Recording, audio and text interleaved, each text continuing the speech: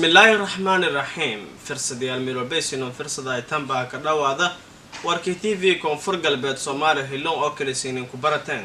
intiisu ku firstan TV koonfur galbeed Soomaaliya warkay bantaasiin ku jeedi doonaa Faisal Daayo Hussein oo dabadiisa ka firsad doonto boqomidaha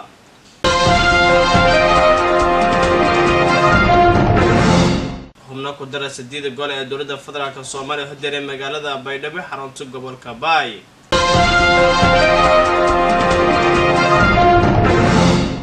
TV koonfur galbeed Soomaaliya oo degbeesay oo sideersi inag muddo la xanuunsan cudurka kansarka kaasoo kana magaalada Baydhabo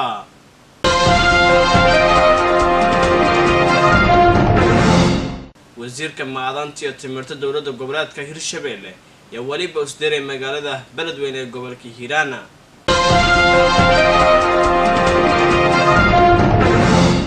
shirkadda nadaafadda ee gobolka Banaadir ee jawaab ay ku biiday dhul hore in si shirkadaasay gudoomiyada hore ee gobolka Banaadir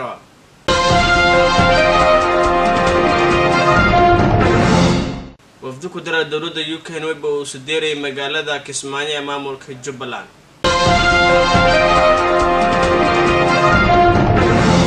saasoo kale xubin sports ka firsadan firsadayaal akhbaaraadka banaan qodobada sankanba ku mid aha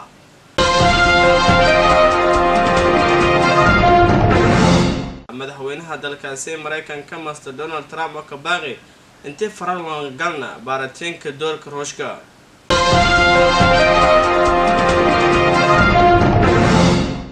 iyo qaramada midoobay ee eedayti Kuuriyada Waqooyi dibidi oo qabataankii horey lan saaray caalamiga inta subaxna qodobada ka doorka ka dhawaada yogi shishal basan